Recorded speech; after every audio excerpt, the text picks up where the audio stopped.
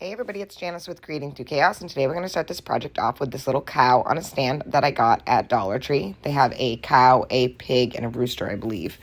And this one, I just grabbed some white paint, and I'm going to put 2 or 3 coats of white paint on it, enough to cover up most of the black.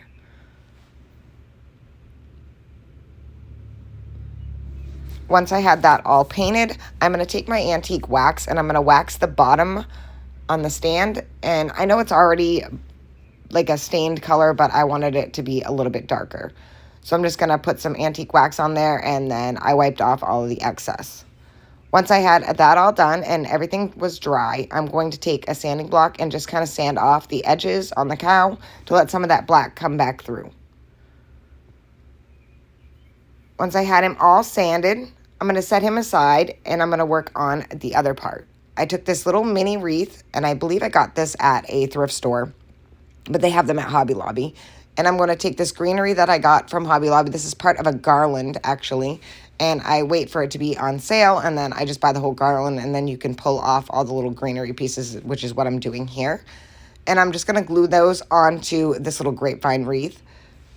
I'm just picking pieces off and cutting them, and then just kind of going around in a circle with them, making sure that I glue down the pieces that are kind of like wiry, and making sure that the pieces are going to stay on. And you want to add as many pieces until you get the wreath to be pretty full. And this greenery is so pretty. And it's really inexpensive. I think it was like $20 for the whole garland. And then I bought it when it was 50% off. So it was only like $10. And then you can just pick as many pieces off of it as you want. They make great little accent pieces, and they also make great tops for carrots for Easter. So as you can see, I'm just going around and making sure that this wreath is nice and full, and adding pieces until I have it the way that I want it. And be sure not to burn yourself. And look how cute that is. It's already all full. I love the way it looks. Next, I'm going to take that wreath and I'm going to hot glue that right to the center of my cow. I'm just going to run some hot glue on the back of it and then glue it right to the cow. And I'm going to press that down to make sure that it's held well.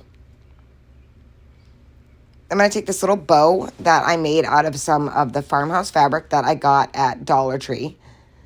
And I'm going to hot glue that to the top of the wreath. And then I just used my heat gun on the wreath to make sure that I got rid of all the little excess glue strings, because when you're doing that, it makes a lot of glue strings. Now I'm going to take some twine, and I had this little cowbell, and they sell those at Hobby Lobby where all the bells are sold, and I just added a piece of twine, and I'm going to tie that to the back of the cow right around his neck. I'm going to cut off the excess. And then I'm going to use a little bit of hot glue to glue that twine into place so that it doesn't move around a lot. But I grabbed a bag of those bells. They're super cheap. I think they were like $1.99. I think you get like 10 or maybe more. And I just rusted them myself. And then, like I said, here I'm going to add just a little bit of hot glue to hold that in place. And that is it. This little cow is all done. And I think he turned out so super cute. And it was super easy. And how adorable he looked on like a tiered tray or sitting on a shelf.